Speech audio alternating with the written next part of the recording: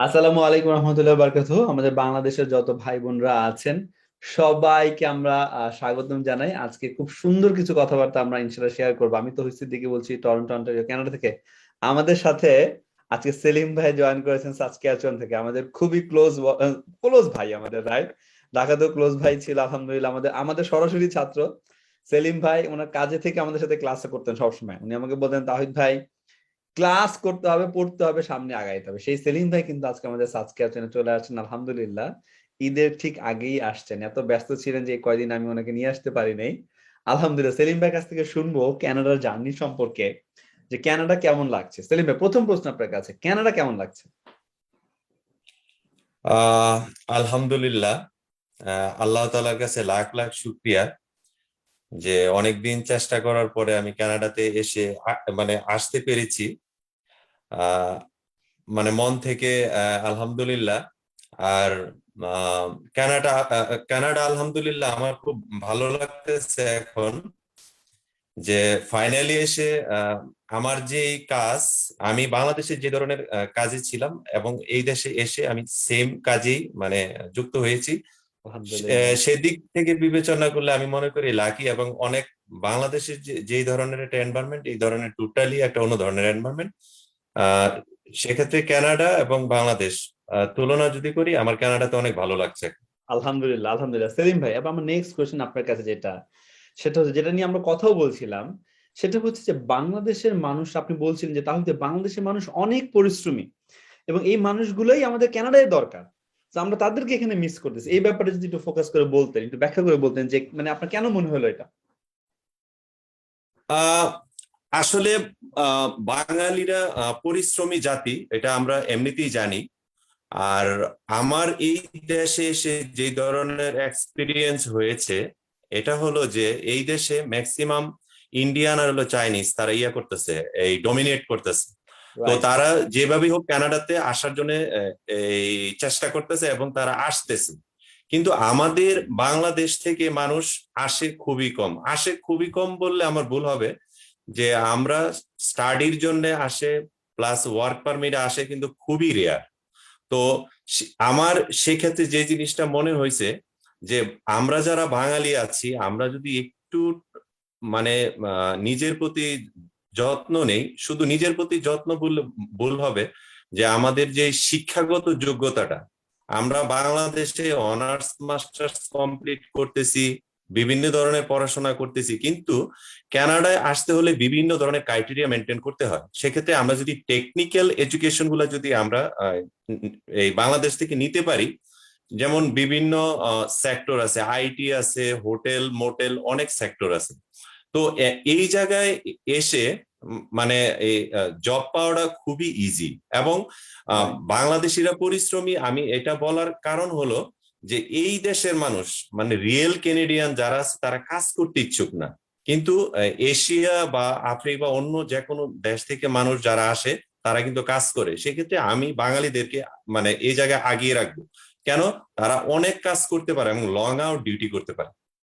একদম ঠিক, একদম ঠিক। এবং এটা আমি আপনার সাথে একমত। আমাদের এখানে যেসব স্টুডেন্টরা আছেন তারা কিন্তু সত্যিকার অর্থে অনেক পরিশ্রম করে। সাথে সাথে আরেকটা জিনিস জিজ্ঞাসা করব, ইংরেজির প্রিপারেশনটা কেমন দরকার, আইএলটিএস এ পড়ালেখাটা কেমন দরকার, বা ইংরেজি ভাষার কমিউনিকেশনটা কেমন দরকার আপনার, আমরা যখন কানাডায় ওকে। আসি, এটা যদি একটু বলতেন। ওকে, এটা very good question. English skill নিয়ে যে আমাদের একটা প্রচলিত ধারণা আছে যে ইংলিশ অনেক কঠিন। আসলে ইংলিশ একটা ভাষা। কেউ যদি মনে করে যে না, ইংলিশ একটা ভাষা, এটা এই উম, আস্তে আস্তে ডেভেলপ করতে হবে। কোনো টিচার যদি বলে বা কেউ যদি বলে হ্যাঁ 3 মাসের একটা কোর্স তুমি করে এ হবা এ হবা, এরকম কিন্তু না। কিন্তু ইংলিশ জিনিসটা আমাদেরকে আস্তে আস্তে ডেভেলপ করতে হয়। আস্তে আস্তে মানে আমি যদি 6 বছর 7 বছর আইএলটিএস এর সময় লাগে দিই, তাহলে কিন্তু হবে না। তাহলে কোনো তো- মানুষ যদি একটা ভালো টিচারের আন্ডারে কেউ যদি 6 মান্থ ইয়া করে পরিশ্রম করে, তার পক্ষে আইএলটিএস 6 পাওয়া, 6.5 পাওয়া ইজি। easy। সেক্ষেত্রে তার কন্টিনিউয়াসলি ইংলিশের পিছে লেগে থাকতে হবে। এবং তার যে টিচার, যে ধরনের একটা ভালো টিচার যে ধরনের গাইডলাইন দেয়, সে যদি একটা ফলো করে, অবশ্যই সে উইথিন 6 মান্থের ভিতরে তার যে ডিজায়ার স্কোর, সেটা পাওয়া সম্ভব। এবং এই দেশে এসে মানুষ যেই প্রবলেমটা ফেস করে, মানে আমি যে জিনিসটা দেখতেছি যে ভাষাগত দক্ষতা, মানে যদি কমিউনিকেশন স্কিলটা যদি ভালো না হয়, মানে উনি কি বললো আর আমি কি রিপ্লাই দিলাম, এই জিনিসটা এই দেশে খুব ইম্পর্টেন্ট। 100%, 100। সেলিম ভাই, আপনার আপনার মনে, আপনি আমাদের সাথে 2020 সালে ছিলেন, রাইট? 2020 সালে, 2020 সালে কোন মাসে ছিলেন, মনে আছে? আমার মনে হয় জুন, জুন মাসের দিকে জুন শুরু জুন করছিলাম মাসে, আমি, রাইট? 2020। জুন মাসে আমাকে সেলিম জি। ভাই ফোন দিল, ফোন দিয়ে যে সেলিম ভাই বলে, তাহিদ ভাই আমি কিন্তু এরকম জব করি, আমার কিন্তু অনেক কন্টিনিউয়াস জব থাকে। আমি বললাম প্রোগ্রামে তো জয়েন করেন, অনলাইন কোর্স, নো প্রবলেম, ইনশাআল্লাহ ক্লাসগুলো রেকর্ডিং থাকবে, সামনের দিকে আগাইতে পারবেন। আরেকটা জিনিস সেলিম ভাই, আপনি বলছিলেন যে তাহিদ ভাই আমি এখানে একবার পরীক্ষা দিয়ে আমি স্কোর করছি, আলহামদুলিল্লাহ ফর দ্যাট। আপনার সাথে আরেকজন ইন্ডিয়ান আপনার আন্ডারে কাজ করতেছে, ও আপনাকে কতবার পরীক্ষা দেওয়ার কথা বলছে? অ্যাকচুয়ালি উনি 11 বার এক্সাম দিছে। তো ওরা 11 বার এক্সাম দিয়া 6.5 পাইছে। তো সে 11 বার দিছে, তার মানে সে উইথ মানে 7 থেকে 8 বছর ধরে ট্রাই করতেছে আইএলস নিয়ে কানাডা আসার জন্য। আলটিমেটলি সে তার গোল ফুলফিল করে কানাডাতে আসছে, একজন রাইট, ইন্ডিয়ান। রাইট। আর এই বাংলাদেশিরা দেখা যায় যে 2 মাস 3 মাস 4 মাসই পড়ালেখা করতে চায় না, রাইট? কিভাবে তাদেরকে আমরা ভালো করবো? আলহামদুলিল্লাহ যে আপনি, আলহামদুলিল্লাহ আপনি আমাদের সাথে ছিলেন এবং ফাইনালি আল্লাহ তাআলা কানাডা নিয়ে আসে। আরেকটা কথা জিজ্ঞাসা করবো এবার, যে কানাডায় আপনি বলছিলেন যে ভাই এখানে জব আছে, রাইট? আমাকে একটু জি। শেয়ার করেন যে আমরা এখানে কি ধরনের লেবার শর্টেজে আছে, এটা একটু আপনি রিয়েল সাইড বলবেন, কারণ আমরা তো কাগজ কলমে এটা আসতেছে, গভর্নমেন্ট ওয়েবসাইটে আসতেছে, সব জায়গায় এটা আসতেছে যে লেবার শর্টেজ, লেবার জি। Shortage, labour shortage. আপনি একদম রিয়েল ফিল্ডে কাজ করতেছেন সাসক্যাচুয়ানে এখন বর্তমানে, আপনি একটু বলেন যে আসলে কেমন লেবার শর্টেজটা আছে। আপনার যদি মনে হতো যে বাংলাদেশ থেকে আজকে 2 লক্ষ লোক, 2 লক্ষ কর্মী যারা এক্সপেরিয়েন্স স্কিল্ড, তাদেরকে যদি উড়ায় নিয়ে আসতে পারতেন, আপনি কি আনতেন? ফার্স্ট অফ অল, আপনার যে কোয়েশ্চেনটা, লেবার শর্টেজ খুবই ইম্পর্টেন্ট এখানে। অ্যাকচুয়ালি মানে এক একটা প্রভিন্স এত বড় আর লোকজন এত কম। যদি সাপোজ আমি বলি কোনো এরিয়াতে যদি 15,000 লোক বাস করে, তার জন্য মিনিমাম 2 থেকে 3 হাজার লোক দরকার এই এরিয়ার জন্য। বিভিন্ন শপিং মল, তারপরে আইটি বলেন, হোটেল, রেস্টুরেন্ট। আর ক্যানাডিয়ানরা কিন্তু তাদের ঘরে কিন্তু খায় না বললেই চলে, তারা বিভিন্ন ফাস্ট ফুড খায় এবং এই প্যাকেটজাত ফুড গুলা খায়। তো সেই ক্ষেত্রে মানে ক্লিনারতে ধরে, মানে ক্লিনিং সেকশনতে ধরে এই দেশে সব সেকশনের লোকের শর্ট। কোনো মানুষ 16 ঘন্টা, 17 ঘন্টা, 18 ঘন্টা ডিউটি করতেছে। সেক্ষেত্রে এই সেক্টরে অনেকে মনে করে যে বাংলাদেশের এত কোঠা, এই দেশের এত কোঠা, আসলে কিন্তু এরকম না। আমরা যদি বাঙালিরও মানে একটা আগে আমাদের মাইন্ড সেট আপ করতে হবে যে জিনিসটা, যে কোঠা আমাদের দেশে 100 থাকুক, কিন্তু আমি যদি স্কিল হই এই দেশে আসা সম্ভব। 100%, 100%, there you go, মাশাআল্লাহ, গ্রেট। এখন সেলিম ভাই ওখানে তাপমাত্রাটা কেমন একটু বলেন, ওখানে ওয়েদারটা এখন কেমন সাসক্যাচুয়ানে? এখন আমাদের এই জায়গার ওয়েদার অনেক ভালো, +19। আচ্ছা, +19 আছে। এখন কয়টা বাজে আপনার ওখানে? এখন আমার এই জায়গায় বাজে আহ মানে মাগরিবের আজান দিবে 9:45টায়, রাইট, 8টা 16 বাজে আমার আমার আপনার এই ওখানে জায়গায় 8টা 16 এখনো বাজে, ডে। রাইট? আমাদের টরন্টোতে বাজে 10টা 16। বাংলাদেশে এই জি। মুহূর্তে, যে মুহূর্তে আমরা কথা বলছি, এই মুহূর্তে বাংলাদেশ বাজে সকাল 8টা 16, রাইট? জি। That's great. সেলিম ভাই, নেক্সট কোশ্চেন আপনার কাছে। আমি জানি আপনি ফুড সেক্টরে আছেন, রাইট? ফুড ইন্ডাস্ট্রিতে আছেন, আমাকে জি। একটু বলেন খাবার দাবারের কোয়ালিটি কেমন এখানকার, আমরা নর্মাল পাবলিকের জন্য, অর্থাৎ আমরা যে গ্রোসারি কিনি, তারপর আমরা যে নর্মাল শপিং যে করি, নর্মাল মানুষ আমরা যে কেনাকাটা করি, এখানে খাবার দাবারের কোয়ালিটিটা কেমন? অ্যাকচুয়ালি আমি আমি মানে অ্যাজ এ হোটেলিয়ার হিসাবে আমি যদি কম্পেয়ার করি, মানে এশিয়া বা মিডল ইস্ট থেকে কানাডা খাবারের, মানে খাবারের যে স্ট্যান্ডার্ড, মানে তারা হাইজিন অনেক মেনটেন করে। কিন্তু একটা রেস্টুরেন্টে যে ধরনের কোয়ালিটি খাবার আসলে কিন্তু কানাডাতে নাই। না হওয়ার কারণ হইলো যে এই দেশে কিন্তু লোক নাই, একটা মানুষ 3 জনের কাজ করতেছে। রাইট, ঠিক আছে, যদি রাইট। পর্যাপ্ত লোক থাকতো তাহলে তারা কিন্তু স্ট্যান্ডার্ড মেনটেন করতে পারতো। এখন আমাদের হিউজ অপরচুনিটি আছে সেক্ষেত্রে আসা এবং এই জায়গায় এসে কাজ করে নিজেকে ডেভেলপ করা, নিজের দেশকে ডেভেলপ করা। 100%। এই জন্য আমাকে আরেকটা এবার কথা বলেন, আইএলস ছাড়া বাংলাদেশের বিভিন্ন দালাল এজেন্সিরা বলে যে আইএলস ছাড়া তোমাকে পাঠিয়ে দিচ্ছি, চলো চলো চলো, এটা কতটুকু সত্যি? এটা কি সম্ভব আদৌ? অ্যাকচুয়ালি আমি বলি কানাডাতে যেই মানে এখন যেই মানে স্কিম গুলা চলতেছে, ওয়ার্ক পারমিট বলেন, ইমিগ্রেশন বলেন, আইএলস ছাড়া কারোরই ভিসা হবে না। রাইট, রাইট, ম্যান্ডেটরি তার আইএলস এ অ্যাটলিস্ট 5 হলো লাগবে। একটা রাইট, ভিসা অফিসার যে তাকে ভিসা দিবে, সেক্ষেত্রে তার 5 হলো, সে যদি স্কিল হয় তার অ্যাটলিস্ট 5 হলো লাগবে। Right, right. তার মানে আইএলস পরীক্ষা অবশ্যই দিতে হবে, রাইট? আচ্ছা, জি জি জি জি সাথে জি। সাথে সাথে সাথে এখানে আরেকটা প্রশ্ন করবো, সেটা হচ্ছে যে এই যে এই যে পুরো একটা জার্নি, এই পুরো জার্নিতে ধৈর্য ধরাটা কতখানি গুরুত্বপূর্ণ? অবশ্যই ধৈর্য ধরা, ধৈর্য ধরে জিনিসটা কন্টিনিউ করা খুবই ইম্পর্টেন্ট। যদি সে ইমপ্যাশেন্ট হয়ে যায়, সেক্ষেত্রে সে সাকসেস হতে পারবে না। সেক্ষেত্রে রাইট, তার প্যাশন নিয়ে জিনিসটা যে কোনো কাজে লেগে থাকা, মানে রাইট। জিনিসটা কন্টিনিউ করা, সে অবশ্যই সাকসেস হবে। মানে পেশেন্ট পেশেন্ট পেশেন্ট, 110% পেশেন্ট লাগবে। পেশেন্স থাকতে হবে। পেশেন্স ছাড়া আমাদের কোনোভাবেই এই ক্ষেত্রে সফল হওয়া একদমই একদমই পসিবল না, রাইট? জি জি। অসাধারণ। আচ্ছা, এখন আমাকে একটু বলেন সেলিম ভাই, ভাবি তো আসে নাই, ভাবিকে মিস করতেছেন কিনা কানাডাতে? অ্যাকচুয়ালি কাজের ফাঁকে আপনি মিস করতেছি, আপনি কিন্তু আসলে এত এত এতটা মনে পড়তেছে না। রাইট, আপনি এতটা এত বিজি কাজে এখন ওইখানে, আমি তো জানি আপনার শিডিউলটা। সো আসলে ভাবিকে মিস করার টাইমটা খুব কম, বাট মিস তো করতেছেন, রাইট? জি জি জি জি জি, খুবই কম। খুবই কম, রাইট। চলে আসবে ইনশাল্লাহ খুব তাড়াতাড়ি, ইনশাআল্লাহ। সো এবার আপনার জন্য আমার আরেকটা কথা আছে, সেটা হচ্ছে বাংলাদেশ থেকে ধরেন একটা ছেলে ইন্টারমিডিয়েট পাস করলো, জাস্ট আলোচনা করতেছি, রাইট? ইন্টারমিডিয়েট পাস করে সে ইচ্ছা করলে আইএলটিএস পরীক্ষা দিয়ে সে কানাডায় স্টাডি ভিসায় আসতে পারে, তার একটা ওয়ে আছে, রাইট? জি আবার জি সে বাংলাদেশে বিশ্ববিদ্যালয়ে ভর্তি কোচিং গুলো করে ইউনিভার্সিটি বা কলেজগুলোতে ভর্তি হইতে পারে অনার্স মাস্টার্স করার জন্য। এরপরে সে সামনের দিকে আরো যাইতে পারে, রাইট? এখন মনে জি করেন যে আপনি একটা ছোট ভাই আছে, যে ছোট ভাইটা মাত্র ইন্টারমিডিয়েট কমপ্লিট করছে, সে জিপিএ 5 জি। পাইছে দুটাতেই, এসএসসি তো জিপিএ 5, এইচএসসি তো জিপিএ 5। তার জন্য আপনি কি সাজেশন দিবেন?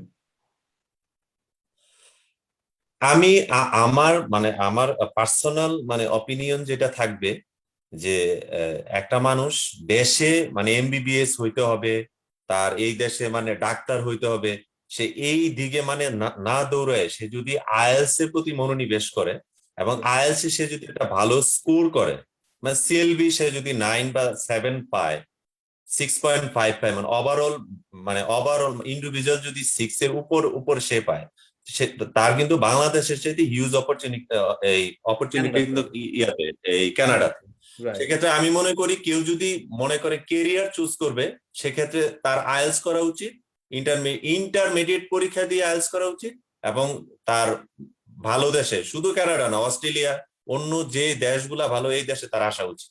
আসা উচিত। তাহলে দেখা যাবে যে, কারণটা আমি আমি একটা ছোট্ট একটা হিসাব করেছি।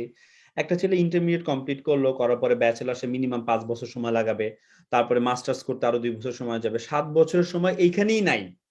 ইন্টারমিডিয়েট হুম। পরে বাংলাদেশে থাকলে ৭ বছর খালি লেখাপড়ায় চলে গেছে। এরপরে চাকরি খুঁজতে আরো কমসে কম ৩ থেকে ৪ বছর লাগবে ভালো একটা।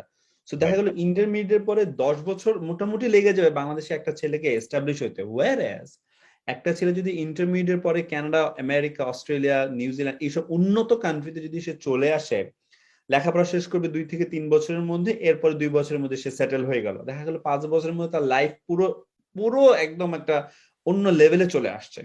সো এইজন্য আমি Yes. আপনার সাথে একত্রে মনে করি যে এটাই হওয়া উচিত। বাংলাদেশে আমাদের যে সকল মিডল ক্লাস, আমাদের যে সকল বাবা-মারা আছেন বা ফ্যামিলি, আমরা যাদের মিডল ক্লাস ফ্যামিলি আছেন, তাদেরকে টার্গেট করা উচিত যে আমার একটা ছেলে বা একটা মেয়ের প্রতি আমি যদি ইনভেস্টটা করি, ওকে যদি আমি কানাডা জি। অথবা আমেরিকা বা এইসব ভালো একটা দেশে পাঠাতে পারি, তাহলে কিন্তু শুধু ও না, ওর সাথে সাথে আমার ফ্যামিলিটাও আপগ্রেড হয়ে যাবে, কনফার্ম এটা। Right. On the contrary, Right. আর যদি ঘরে বসায় যদি বাংলাদেশি ইউনিভার্সিটি কলেজগুলোতে পড়ায়, তাহলে সময় লেগে যাবে অনেক, এবং সে আস্তে আস্তে ঘরের উপরে বোঝা হয়ে যাবে। বাস্তবতা এটা। Right. সো এই না, জন্য আমি আহ, সেক্ষেত্রে যে জিনিসটা করা উচিত, যে একটা মানুষ যখন অ্যাব্রোডে ওভারসিজ কান্ট্রিতে আসে, সে দুইটা সুযোগ পায়। একটা হলো ভালো ইউনিভার্সিটিতে পড়ার সুযোগ, আর একটা হলো সে তার স্কিল ডেভেলপ করে পাশাপাশি জব করে। বিশাল সে ব্যাপার। জবের এক্সপিরিয়েন্স নিচ্ছে, আর ভালো একটা মানে আর্নিং সোর্স অটোমেটিকলি মানে আসতেছে, প্লাস তার স্টাডিটা কমপ্লিট হচ্ছে। তো 100%। বাংলাদেশে যে প্রবলেমটা হয় যে যে কোনো প্রাইভেট ইউনিভার্সিটি বা পাবলিক ইউনিভার্সিটি থেকে পড়াশোনা কমপ্লিট করেও মানে লক্ষ লক্ষ টাকা ঘুষ দিয়ে ভালো জায়গায় জব পায় না। আর এই জায়গায় জব মানুষকে খুঁজে। ইউ অ্যাবসলিউটলি রাইট ভাই, 100% এটা ঠিক ঠিক কথা যে জব মানুষ খুঁজতেছে, উপায় নাই, উপায় নাই, পাওয়াই তো যায় না, রাইট? সো এটা ঠিক কথা। এখন আরেকটা জিনিস শেয়ার করবো, সেটা হচ্ছে বাংলাদেশের মানুষদের জন্য, রাইট? আমি একটু শেয়ার করি। আপনি যখন ব্যাচে ছিলেন, রাইট, আইএলটিএস এর ব্যাচে ছিলেন, জি, আপনার আইএলটিএস এর ব্যাচেও কিন্তু আরো অনেক স্টুডেন্ট ছিল। সবাই কিন্তু জি। আসেন নাই কানাডায়, আপনি আসছেন, রাইট? তো এখন আমার কথা হচ্ছে, যারা এই মুহূর্তে আইএলটিএস এর প্রিপারেশন নিচ্ছে, এই আইএলটিএস এর পড়ালেখাটা কতটা গুরুত্বপূর্ণ তার সামনের প্রসেসটা আগাইতে। অনেকে আছে যে ঈদের ছুটিতে বা আইএলটিএমই করে লেখাপড়ায় বা ঠিকমতো মনোযোগ দিয়ে পড়ালেখা করে না, আপনার তাদের জন্য কি সাজেশন থাকবে? আমার সাজেশন আমার সাজেশন যেটা থাকবে, মানে যারা আসতে চায়, মানে 100% এটার উপরে ফোকাস ফোকাস করতেছে যে আমি কানাডাতে বা অন্য যে কোনো দেশে আমি যাব, সেক্ষেত্রে যে কোনো স্টাডি কন্টিনিউ করা, আইএলটিএসটা কন্টিনিউ করা, এবং প্রতিদিন মিনিমাম 2 ঘন্টার সময় ইংলিশের দিকে নজর দেওয়া। ব্যয় করা। এটা রাইট, ঈদ হোক, ফ্যামিলি কিছুই হোক, বা যে কোনো কিছুই হোক, যে এই 2 ঘন্টা আমার ইংলিশের পিছনে ব্যয় করতে হবে, ম্যান্ডেটরি। রাইট, মাশাআল্লাহ, দেয়ার ইউ গো, পারফেক্ট, আলহামদুলিল্লাহ। আরেকটা প্রশ্ন আমি আপনার কাছে করবো, সেটা হইতেছে যে এই যে কানাডায় আমাদের আমাদের বাঙালিদের, like irrespective of Indian and Chinese, right, ওরা তো প্রচুর পরিমাণে আসতেছে, এসে একদম ফ্লাডেড করে দিচ্ছে। অন দ্য কন্ট্রারি, আমাদের বাংলাদেশিরা আমরা আসতে পারতেছি না। আপনার কাছে কোনটা সবচেয়ে বড় বাধা মনে হয়? কেন আসতে পারতেছে না? এটা কি মাইন্ডসেটের সমস্যা নাকি মানে ইস্যুটা কোথায়? আসলে মাইন্ডসেটের একটা প্রবলেম তো আছেই, আরো কিছু প্রবলেম আছে, কিছু ভুল ধারণা আছে মানুষের ভিতরে। যে অনেকে মনে করে যে কানাডা আসতে কোটি কোটি টাকা লাগে, তারপরে তারপরে আইএলটিএস ছাড়া কানাডাতে যাওয়া যায়। একটা মানুষের এই জিনিসটা যতক্ষণ পর্যন্ত চেঞ্জ না হবে, যে আমি একটা ইংলিশ কান্ট্রিতে যাচ্ছি, তাদের ভাষা ইংলিশ, আমি ভাষা না জেনে, মানে তাদের মতো করে আমি তো জীবনও বলতে পারবো না, কিন্তু তারা কি বললো আমি রিপ্লে যদি না দিতে পারি, তো আমি যদি একটা দেশে যাই, আমি সে জায়গায় যে কি করব। সেক্ষেত্রে যে কোটি কোটি টাকা লাগে, এটা সম্পূর্ণ একটা ভুল ধারণা। আর ভাষা না জেনে টাকা খরচ করে আসা, এটা হলো আরো একটা বিশাল বড় ভুল ধারণা। অ্যাবসলিউটলি। সেক্ষেত্রে তাদের মাইন্ড সেট করা যে আমি আমার দেশে আছি, আমি একটা দেশে যাব, আমি তাদের ভাষাটা আগে শিখি, তারপরে টাকার ব্যাপারটা যেটা, এটা এটা তো আছেই। এটা খুবই অল্প লাগে স্টুডেন্ট স্টুডেন্ট বিষয়ে যারা আসে। আর ভালো টিচারের কাছে যাওয়া, যারা ইন্সপায়ার করে। আলহামদুলিল্লাহ। এখন আমি কি ইন্সপায়ার করি কিনা? অবশ্যই আপনার অনেক ইন্সপায়ারেশন ছিল, রাইট। আলহামদুলিল্লাহ, যে সবাই একটু পড়েন, রাইট, লেগে থাকেন, বিবিসি দেখেন, লিসেনিং করেন। রাইট। তো অবশ্যই আপনার ইন্সপায়ার থ্যাংক ইউ ছিল ভেরি অনেক। মাচ ইমরান ভাই। Thank you very much. Now Imran ভাই, এবার আপনার কাছে আমার আরেকটা প্রশ্ন। আম কানাডায় আপনি যে আসলেন, রাইট? আসার পরে এখন এখানকার আ এখানকার সিস্টেম আপনার কাছে কেমন লাগছে? যে মানে যদি কেউ অনেস্ট কোনো ব্যক্তি, সৎ কোনো ব্যক্তি যদি এখানে এসে সৎভাবে জীবিকা নির্বাহ করতে চায়, যদি বাঁচতে চায়, যদি উন্নতি করতে চায়, তার পক্ষে কি এটা সম্ভব কিনা? কারণ আমরা জানি যে বাংলাদেশ সহ উন্নত কান্ট্রি যেগুলো আছে, সেসব কান্ট্রিতে, উন্নয়নশীল কান্ট্রি যেগুলো আছে, সেসব কান্ট্রিতে সৎভাবে জীবনযাপন করাটা আসলেই টাফ। কারণ বাই হুক অর বাই কুক আপনাকে কোনো না কোনো জায়গায় ঘুষ দিতে হবে, দুর্নীতি করতে হবে, করে আপনার কাজ আগায় নিয়ে আসতে পারে। সো আমার কথা জি। হচ্ছে যে কানাডায় আসলে একজন সৎ মানুষ স্ট্রেট ফরওয়ার্ড ভাবে কাজ করে সে মানে জীবিকা নির্বাহ করতে পারবে কিনা, বাঁচতে পারবে কিনা? হ্যাঁ ভাই, খুব সুন্দর একটা কোয়েশ্চেন। এটা এই দেশে সম্ভব। কেউ যদি লিগেল চিন্তা করে যে আমি লিগেল খাবো, লিগেল পড়বো, এই দেশে কেউ কাউকে ডিস্টার্ব করে না। রাইট, ব্যক্তি স্বাধীনতাটা এটা 100% আছে। আপনি যদি কেউ যদি মনে করে যে হ্যাঁ আমি লিগেল ভাবে বাঁচতে চাই, আমি লিগেল ভাবে সবকিছু করতে চাই, এই দেশে 100% সম্ভব। Right, right, 100%। আরেকটা জিনিস শেয়ার করবো, সেটা হচ্ছে যে মুসলমানদের ব্যবস্থা কি, নামাজ পড়ার ব্যবস্থা আছে কিনা? আমি তো বলেছি, আমি তো আমার পেজে বলি, আপনি তো আপনার ওখান থেকে বলেন, সাসক্যাচুয়ান থেকে বলেন, ওখানে মসজিদ আছে কিনা, নামাজ পড়তে যাওয়া যায় আমার কিনা? হ্যাঁ, হ্যাঁ, এটা একটা সুন্দর একটা কোয়েশ্চেন। হয়তো পাঁচবেলা মসজিদে গিয়ে, হ্যাঁ, এই জায়গায় একটা ইম্পর্টেন্ট বিষয় হয়েছে, মানে আমার এই জায়গায়, আমার যে সিটিতে, এই ট্রান্সপোর্টেশন খুব ইম্পর্টেন্ট। যদি কারো যদি এই পার্সোনাল গাড়ি না থাকে, সেক্ষেত্রে একটা প্রবলেম। এই দেশে গাড়ি কিন্তু খুব বেশি দাম না। রাইট। এই 4,000 5,000 ডলার হলে কিন্তু গাড়ি পাওয়া যায়। কেউ আরামসে যদি ভালো এক গাড়ি মাস পাওয়া যায়। জব করে, হুম। কেউ যদি 1 মাস ভালোভাবে কোনো জায়গায় জব করে, 1 মাসের টাকা দিয়ে গাড়ি কেনা সম্ভব। হ্যাঁ, আরাম। সেক্ষেত্রে ড্রাইভিং লাইসেন্স পরীক্ষা দিয়ে আমাদের দেশের মতো এই ঘুষ দিয়ে তারপরে এই দেশে কোনো কিছু হয় না। এদের সব রিয়েল কিছু করে তারপরে আপনাকে আসতে হবে, এটা হলো একটা।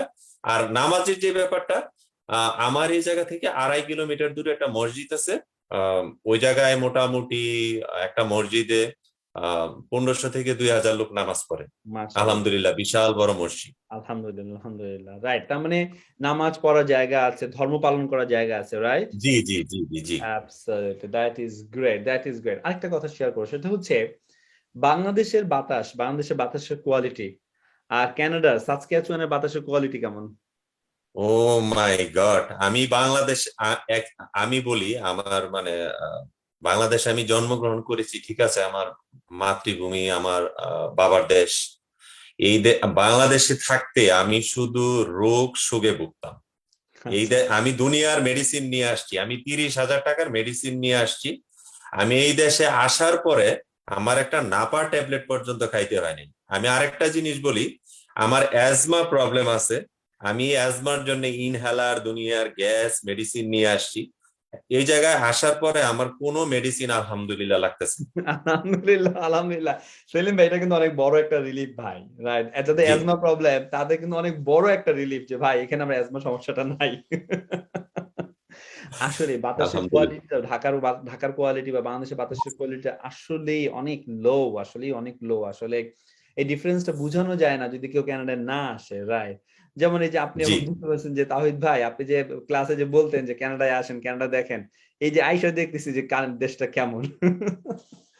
চলো, আলহামদুলিল্লাহ, আসলেই ভালো লাগছে। এবং সেলিম ভাই, বিশ্বাস করেন, আমার আসলে মন থেকে অনেক বেশি ভালো লাগতেছে যে আলহামদুলিল্লাহ, যে আমার স্টুডেন্টরা যে আস্তে আস্তে প্রত্যেকটা প্রভিন্সে যে সেট আপ হয়ে যাচ্ছে এবং তারা যে উন্নতি করতেছে, অভূতপূর্ব জি, উন্নতি করতেছে, দিস ইজ গ্রেট। এটা একজন শিক্ষকের জন্য এর চেয়ে বড় সফলতা কিছু হইতে পারে না। কারণ আইএলটিএস এর প্রোগ্রামটা শুরুই করে উদ্দেশ্য কানাডায় আসবে, কানাডায় এসে লাইফটা লিড করবে, লাইফটা উপভোগ করবে।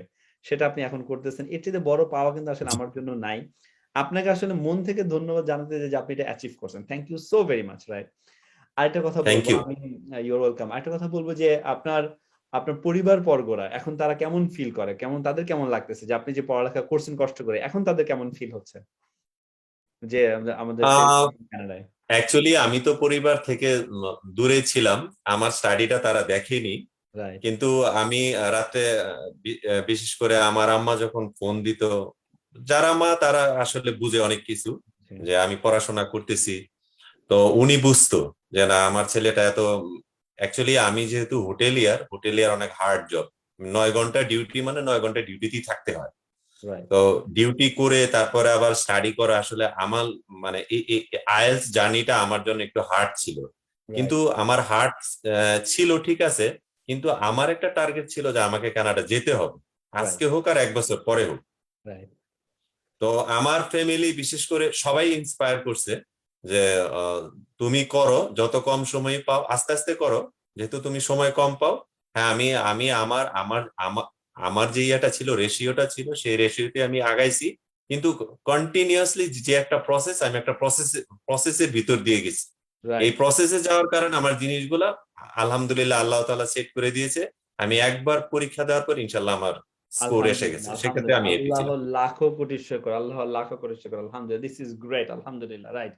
এখন আপনার জন্য আমার লাস্ট কোয়েশ্চেন যেটা এই সেকশনে, সেটা হইতেছে বাংলাদেশের যারা 20 বছর থেকে 35 বছর, একটা বড় চাঙ্ক আছে, ইয়াং জনগোষ্ঠী আছে, বিশাল বড় একটা জনসংখ্যা বাংলাদেশে, এবং জি, এরা আমি বলবো যে বাংলাদেশের সেন্টার অফ পাওয়ার এখন, রাইট? এদের জন্য জি। আপনার কি সাজেশন থাকবে? আপনি বাংলাদেশে একটা বিশাল সময় কাজ করেছেন প্রফেশনাল ওয়েতে। এখন কানাডায় আসতেছেন, কানাডায় বিশাল ভাবে কাজ করতেছেন, অনেক বড় প্রজেক্ট নিয়ে আপনি কাজ করতেছেন, একটু তাদের জন্য ওকে, একটা সাজেশন হবে যে 20 থেকে 35 বছরে যারা আছে। অ্যাকচুয়ালি আমাদের দেশে যারা আমি মনে করি 40 বছর পর্যন্ত মানুষ অনেক ইয়াং আমাদের দেশে, মানে ইয়াং। হুম। আমি যদি ক্যানেডিয়ানদেরকে কম্পেয়ার করি আর যদি বাংলাদেশে কম্পেয়ার করি, বাংলাদেশিরা অনেক ইয়াং। আর এই দেশের মানুষ ম্যাক্সিমাম আমি যা দেখতেছি, মানে আমার সেক্টরে 75, 80, 90 ইয়ার্স ওল্ড, মানে এইজেস হয়ে গেছে। মানে তারা মানে এখন একটা শেষ লেভেলে আছে। আর ক্যানেডিয়ানরা তাদের লাইফ সম্পর্কে আমি মনে করি আমাদের মতো এত ইয়া না, এই সচেতন না। হুম। কিন্তু আমরা একটা লাইফ সম্পর্কে, তারা গভর্নমেন্ট থেকে সবকিছু পায়, দেশের সিস্টেমটাই এরকম, হুম। তারা তাদের মতো চলতেছে। কিন্তু তাদের প্রতি আমার একটা ইয়া থাকবে, রেকমেন্ডেশন থাকবে যে আপনারা ইংলিশের যে স্কিলটা ওটা নিজেরা ডেভেলপ করেন, আর বিভিন্ন টেকনিক্যাল সেক্টরে আপনারা যান। Technical right. সেক্টরে ভাই, রাইট। আপনারা মাস্টার্স, এই ইকোনমিক্সে মাস্টার্স করতেছেন, গণিতে মাস্টার্স করতেছেন, ইংলিশে, হ্যাঁ বাংলায় মাস্টার্স করতেছেন, এগুলা করে কিন্তু আপনি জব পাবেন না। রাইট। আপনাকে জব পেতে হলে আপনাকে কোনো টেকনিক্যাল সেক্টরে আসতে হবে। তবে আমি এই জায়গায় বলে রাখি, উইথিন 2 ইয়ার্স 3 ইয়ার্স এর ভিতরে আমার সেক্টরে আমি চেষ্টা করব কয়েকশো লোক ইনশাআল্লাহ নিয়ে আসবেন। কানাডাতে আনতে। কেউ ইনশাআল্লাহ। যদি আমার হোটেল সেক্টরে বা রেস্টুরেন্ট সেক্টরে রিয়েল এক্সপিরিয়েন্স হয়, যদি পর্যটনের কোর্স থাকে, খুব সামান্য পরিমাণ খরচ হবে। আপনারা আইএলটিএস করেন, হোটেল সেক্টরে পরিশ্রম করেন, হোটেল সেক্টরে পরিশ্রম করলে ইজিলি আপনি আসতে পারবেন। হ্যাঁ, সে জায়গায় আইটি সেক্টর আছে, তারপরে সফটওয়্যার আছে, বিভিন্ন সেক্টর আছে, এগুলো হাই স্কিল। রাইট। কিন্তু এই লো স্কিল যে জবগুলো আছে, লো স্কিল বলতে বি ক্যাটাগরিতে, সি ক্যাটাগরিতে, এই দেশের মানুষ কোনো ক্যাটাগরি কিন্তু কোনো কাউন্ট করে না। এই রাইট। দেশের মানুষ কে কত পরিশ্রম করতে পারে সেই জিনিসটা কিন্তু কাউন্ট করে ক্যানাডিয়ান গভর্নমেন্ট। অ্যাবসলিউটলি। অ্যাবসলিউটলি। তার মানে আপনারা পরিশ্রম করেন, এই দেশে আসেন। রাইট, তার মানে হইতেছে কারো যদি হোটেলিয়ার এক্সপেরিয়েন্স থাকে, সে তার যদি এডুকেশনটা থাকে, অবশ্যই জি তার কানাডায় চান্স আছে, রাইট? এবং জি জি জি, অবশ্যই তার 100% চান্স আছে। এবং 100% ইমিগ্রেশন চান্স আছে। মাশাআল্লাহ ইমিগ্রেশন চান্স। তার মানে হইতেছে তার জন্য কি করতে হবে, আইএলটিএস টা গুছাই করতে হবে এবং সুন্দর একটা জি প্রসেসে যাইতে হবে। এবং আপনি সেলিম ভাই, আপনি তো জি বললেনই আপনি তাদেরকে ইনশাআল্লাহ অবশ্যই হেল্প করবেন, রাইট? দিস ইজ গ্রেট জি অ্যাকচুয়ালি। জি এটা কিন্তু অনেক বড় একটা ব্যাপার। আমাদের বাংলাদেশী যারা হোটেলিয়ার আছেন, অনেকে আছেন যোগ্য, সবকিছু জানেন, কিন্তু সঠিক মানুষটার অভাবে কিন্তু ওনারা আসতে পারেন না, রাইট? সো আমি মনে জি করি যে জি এটা কিন্তু অনেক বড় একটা পাওয়া আমাদের স্টুডেন্টদের জন্য বা বাংলাদেশি স্টুডেন্টদের জন্য, যে আপনি নিজে থেকে বলেছেন যে তাহিদ ভাই, আমি বাংলাদেশে যারা আসলে যোগ্য তাদেরকে আমি পার্সোনালি ইনশাআল্লাহ হেল্প করব। This is great actually, right? Thank you very much. এবার সেলিম ভাই, আপনার জন্য একটা কথা, সেটা হইতেছে যে আমরা যে সামনে আগাবো, খুব গুরুত্বপূর্ণ একটা প্রশ্ন, রাইট? আমরা যে সামনে আগাবো, আমাদের প্রথম স্টেপ হবে আইএলটিএস, রাইট? জি, আইএলটিএস করার পরের স্টেপটা কি হবে? পরের স্টেপ আমরা কি করব? নিজেকে একটা অ্যাসেসমেন্টের মধ্যে নিয়ে আসবো, right? Right right. Third step right. হবে আমাদের মাথায় রাখতে হবে যারা বাংলাদেশের খুব লো এজেন্সি যারা আছে, যে 1 লাখ টাকায় পাঠিয়ে দিচ্ছি, 0 টাকায় পাঠিয়ে দিচ্ছি, একদম আসো এখনই আসো উইদাউট এলস পাঠিয়ে দিচ্ছি, তাদেরকে কি বিশ্বাস করা যায় কোনোভাবে? আমি আমি পার্সোনালি বাংলাদেশের এজেন্সি, আমি কোনো এজেন্সির নাম বলবো না, বাংলাদেশের এমন কোনো এজেন্সি নাই যে আমি যাইনি। রাইট। মানে এজ এ ম্যান হিসাবে। রাইট। এবং আমি তাদেরকে একটা ওয়ার্ডই বলবো যে, মানে তারা চিটার, এক কথা। যে একটা মানুষ, মানুষকে তো হেল্প তো করেই না, যে ধরনের হ্যারাসমেন্ট তারা করে, নগদ অভাবনীয় টাকা নিয়ে যে হ্যারাসমেন্ট, ধরনের অভাবনীয় হ্যারাসমেন্ট হ্যারাসমেন্ট করে। এটা। রাইট। জি, আমি আমি মনে করি যে তৌহিদ সিদ্দিকী ভাই আছে আইএলটিএস এর জন্য। আর আমি পার্সোনালি এই বিভিন্ন প্রভিন্স থেকে এবং বিভিন্ন জায়গায় আমি রিয়েল এই জিনিসটা নিয়ে কাজ করব। আমি নতুন আসছি, ইনশাল্লাহ আমি কথা বলতেছি বিভিন্ন মানুষের সাথে, মানে যারা আইতে ইচ্ছুক, তারা যদি পরিশ্রম করে বাংলাদেশে এবং রিয়েল কাগজপত্র গুছায়, আইএলটিএস মোটামুটি একটা ভালো স্কোর করে, অবশ্যই আমার তরফ থেকে 110% হেল্পিং হ্যান্ড থাকবে। মাশাআল্লাহ, thank you so very much, thank you so very much Selim ভাই, দিস ইজ গ্রেট। এটা কিন্তু অনেক বড় একটা ব্যাপার। এই জন্য আমরা আমাদের বাংলাদেশি ভাই বোনদেরকে বলবো, কোনো প্রতারকের কাছে যাওয়া দরকার নাই, কোনো চিটা বাটপার কাছে যাওয়া দরকার নেই। বাংলাদেশের নিজেরটা নিজে বোঝেন, প্রথমে আইএলটিএস করেন। আইএলটিএস করতে নিলেই কিন্তু ইনশাল্লাহ, আমি আরো সামনে ভবিষ্যতে যারা হোটেলিয়ার থাকবে, আমাদের যারা স্টুডেন্ট হবে, ইনশাল্লাহ সেলিম ভাইয়ের সময় অনুযায়ী তাদেরকে নিয়ে আমি আলাদা করে বসবো, যাতে করে তারা আপনার কাছ থেকে একটা সুন্দর গুছানো একটা সার্ভিস পায়, রাইট? ফর শিওর ইনশাআল্লাহ। রাইট। এবং ভবিষ্যতে তাদের স্বপ্নটা, কানাডার স্বপ্নটা ইন রিয়েল তাদের হবে ইনশাআল্লাহ, ইন রিয়েল হবে, কোনো দিকে কোনো দৌড়াদৌড়ি দরকার ইয়েস। নেই, রাইট? চলো সেলিম ভাই। এবং এবং হ্যাঁ, আমি আরেকটা ইনফরমেশন দেই যে একটা হোটেলিয়ারের কি ধরনের মানে একটা লয়ারের কাছে যাওয়ার আগে কি ধরনের পেপারস লাগে আমার রাইট। এ টু জেড জানা আছে। আমি তাদেরকে এই ব্যাপারেও হেল্প করতে পারবো। মাশাআল্লাহ, মাশাআল্লাহ, গ্রেট, দিস ইজ আলহামদুলিল্লাহ, great great great thing, great thing, আলহামদুলিল্লাহ। Thank you so very much Imran ভাই, থ্যাংক ইউ। আমি আমার স্টুডেন্টদের পক্ষ থেকে, আমাদের বাংলাদেশি ভাই বোনদের পক্ষ থেকে আপনাকে ধন্যবাদ জানাতে চাই এই ব্যাপারটার জন্য, অসংখ্য ধন্যবাদ। চলো, থ্যাংক আপনার আপনার আইএলটিএস কানাডাকেও ধন্যবাদ আমাকে লাইভে নেওয়ার জন্য এবং জিনিসটা শেয়ার করার জন্য। রাইট। এবং সবাই যাতে দেখে, আমার তরফ থেকে একটা রেকমেন্ডেশন থাকবে, সবাই আগে নিজেকে দক্ষ হিসাবে গড়ে তুলুন, তারপরে কানাডাতে আসুন। কানাডা আসা খুব কঠিন কিছু না, খুবই ইজি। আপনার যদি সবকিছু ঠিক থাকে আপনি ইজিলি আসতে পারবেন, কোনো দালালের কাছে যাবেন না, প্রতারিত হবেন না। ইনশাআল্লাহ, আলহামদুলিল্লাহ, thank you so much Imran ভাই। এই এই কথা দিয়ে, এই পজিটিভ কথা দিয়ে আমরা আজকের মতন আমাদের আজকের এই সেশনটা শেষ করবো ইনশাআল্লাহ। আশা করি সবাই ওকে। অনেক উপভোগ করেছেন। তারা নিজেদের টাইমলাইন এটা শেয়ার করে রাখবেন এবং নিজেদের জন্য এটা শেয়ার করে রাখবেন। কোনো বন্ধু বান্ধব যদি থাকে কেউ এরকম প্রতারণার মধ্যে ফাঁদে পা দিচ্ছে, তাদের কাছে আল্লাহর রাস্তে তাদের কাছে ভিডিওটা পৌঁছান যে ভাই this is the real situation, ওই ফাঁদে পা দিও না, ট্র্যাপড হইও না ইনশাআল্লাহ, রাইট? সো আমি আবারও ইয়েস। আমাদের ইমরান হোসেন সেলিম ভাইকে ধন্যবাদ জানিয়ে আজকে সেশনটা শেষ করব। সেলিম ভাই, অসংখ্য ধন্যবাদ আমাদের সাথে যোগদান করার জন্য, রাইট? আপনাকে অসংখ্য ধন্যবাদ। আসসালামু আলাইকুম, সবাই ভালো ওয়ালাইকুম থাকেন। আসসালাম ওয়া ধন্যবাদ। রাহমাতুল্লাহ। আল্লাহ হাফেজ guys, take care, bye bye. জি। আল্লাহ হাফিজ।